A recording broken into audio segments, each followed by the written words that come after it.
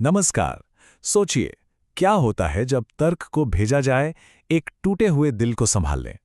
आज हम एक ऐसी ही क्लासिक कहानी में उतरेंगे जो दिल और दिमाग के बीच की इसी शाश्वत लड़ाई को दिखाती है। यही सवाल समझिए इस पूरी कहानी की जान है। यह हमें सीधा उस मोड़ पर ले जाता है जहां हमारे किरदारों को तर्क और प्रेम के बीच एक लगभग नामुमकिन सा चुनाव करना पड़ेगा।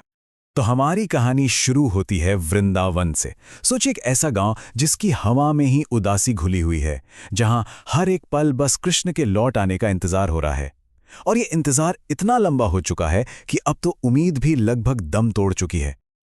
और इसी घोर निराशा के बीच एंट्री होती है उद्धव की, कृष्ण के सबसे करीबी दोस्त और उनके मैसेंजर। उनका आना, अरे मानो जैसे सूखी जमीन पर बारिश की पहली बूंद पड़ गई हो। अचानक से पूरे गांव में उम्मीद और खुशी की एक लहर सी दौड़ जाती है। गांव वालों और खासकर गोपियों के लिए तो ये कोई आम चिट्ठी नहीं थी, ये सब कुछ था। उन्हें पूरा का पूरा यकीन था कि बस यही वो पल है जो सालों की खामोशी को तोड़ेगा, कि इसमें जरूर कृष्ण के प्यार भरे शब्द होंगे और हां, उनके वापस आने का वादा भी। लेकिन उम्मीद के इस माहौल में अब धीरे धीरे एक तनाव खुलने लगता है। सारी उत्साहित गोपियां उद्धव को घेर लेती हैं। वो बेताब हैं उस संदेश को सुनने के लिए जिसे वो खुद तो पढ़ नहीं सकती। बेचारियों को क्या पता था कि सच्चाई कितनी कड़वी होने वाली है। उनकी उम्मीदें तो बस हवा में तैर रही हैं। सब आपस में बातें कर रहे हैं कि इसमें क्या होगा। इससे पता चलता है कि कृष्ण उनके लिए कोई दूर के भगवान नहीं थे, वो तो उनके अपने थे। एक बहुत ही गहरा पर्सनल रिश्ता था। और फिर उद्धव पढ़ना शुरू करते हैं। मैं कभी वापस नहीं आऊंगा, मुझे भूल जाओ। बस ये 2 लाइनें, ये शब्द हवा में कांच की तरह टूटकर बिखर जाते हैं और उनके साथ ही गोपियों की सारी उम्मीदें भी। एक ही पल में खुशी की वो लहर एक गहरे सदमे भरे सन्नाटे में बदल जाती है। अब गोपियों के इन टूटे दिलों को देखकर उद्धव वही करते हैं जो कोई भी ज्ञानी इंसान करेगा। वो प्रॉब्लम का सॉल्यूशन देते हैं। वो उस फिलॉसफिकल लेसन को समझाना शुरू करते हैं जो इस कड़वे सच के लिए मरहम का काम करने वाला था, या कम से कम उन्हें तो यही लगता था। देखिए, उद्धव यहां इमोशनल दर्द का जवाब इमोशन से नहीं बल्कि लॉजिक से दे रहे हैं। वो ज्ञान योग का कॉन्सेप्ट सामने रखते हैं, यानी ज्ञान का रास्ता। और ये रास्ता क्या कहता है? ये कहता है कि असली शांति, सच्ची पीस आपको इस दुनिया से, इस मटेरियल वर्ल्ड से डिटैचमेंट में ही मिलेगी। और बस यहीं पर 2 अलग अलग दुनियाएं आपस में टकरा जाती हैं।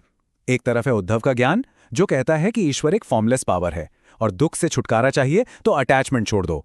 और दूसरी तरफ है गोपियों का प्रेम जो ईश्वर को एक प्यारा पर्सनल इंसान मानता है और दुख को तो प्रेम का एक जरूरी हिस्सा समझता है। उद्धव की सलाह आप देखें तो एकदम क्लियर और लॉजिकल है। ऐसा नहीं है कि वो बेरहम है, वो दयालु हैं, लेकिन उनका तरीका एक सर्जन जैसा है। सीधी सी बात, अगर दर्द की वजह अटैचमेंट है तो उस अटैचमेंट को ही काट कर अलग कर दो, प्रॉब्लम सॉल्व। लेकिन गोपियां और उनकी लीडर राधा एक ऐसा जबरदस्त जवाब देती हैं जिसकी उद्धव ने कल्पना भी नहीं की होगी। वो उद्धव के ज्ञान को अज्ञानता से नहीं बल्कि अपने गहरे तजुर्बे, अपने एक्सपीरियंस के ज्ञान से चैलेंज करती हैं। और इस जवाब में कोई लॉजिक नहीं है, सिर्फ गहरा सच्चा दर्द है। गोपियां सीधी सी बात कह रही हैं कि उनका दिल कोई स्विच थोड़ी है जिसे ऑन ऑफ किया जा सके। उनका प्यार तो उनकी पहचान है और वो पहचान तो कृष्ण के साथ ही चली गई। और फिर राधा वो एक सवाल पूछती हैं जो सब कुछ बदल देता है। यह सवाल पूरी बातचीत को एक फिलॉसफिकल डिबेट से हटाकर एक पर्सनल चैलेंज पर ले आता है। राधा का तर्क एकदम सीधा है। उनका कहना है, आपका ज्ञान अधूरा है क्योंकि प्रेम और उसके दर्द को महसूस किए बिना उद्धव का सारा किताबी ज्ञान, सारी थियरी खोखली है, अधूरी है। और यहां से कहानी एक बड़ा ही जबरदस्त टर्निंग पॉइंट लेती है। राधा अब सिर्फ बहस नहीं करेंगी, वो उद्धव को एक ऐसी ऊंची सच्चाई का एक्सपीरियंस कराने वाली हैं जो लॉजिक के पार है। राधा का मेन आर्गुमेंट पता है क्या है? वो कहती हैं, ये जो जुदाई है ना, ये एक भ्रम है, ये तो सिर्फ शरीरों के लिए होती है। वो इस बात को और मजबूत करती हैं कि प्रेम में डूबी आत्माएं कभी अलग हो ही नहीं सकती। उनका कनेक्शन फिजिकल है ही नहीं, वो तो स्पिरिचुअल है, और इसलिए ये मीलों की दूरी उसे तोड़ नहीं सकती।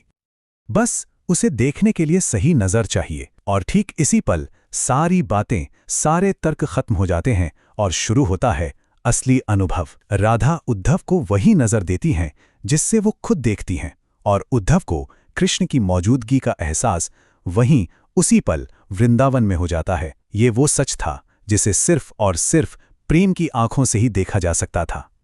ये एक एक्सपीरियंस उद्धव को हमेशा हमेशा के लिए बदल कर रख देता है। जो गुरु बनकर ज्ञान देने आया था, वो अब खुद एक शिष्य बन चुका था। उद्धव की ये जो पूरी ट्रांसफॉर्मेशन की जर्नी है ना, वो यहाँ पूरी होती है। वो आए थे एक कॉन्फिडेंट मैसेंजर बनकर, लेकिन राधा के प्रेम की सच्चाई को सुनकर और फिर अपनी आंखों से देखकर वो एक विनम्र भक्त बन गए। वो अपने साथ ज्ञान लेकर आए थे, लेकिन यहां से प्रेम का सबसे बड़ा ज्ञान सीकर लौटे। तो आखिर में ये कहानी प्रेम को ज्ञान के खिलाफ खड़ा नहीं करती, बल्कि ये एक बहुत बड़ी सच्चाई सामने रखती है कि भक्ति कोई अज्ञानता नहीं, बल्कि जानने का, नॉलेज का सबसे ऊंचा रूप है। सच्चा प्यार अपने आप में ही सबसे बड़ा ज्ञान है।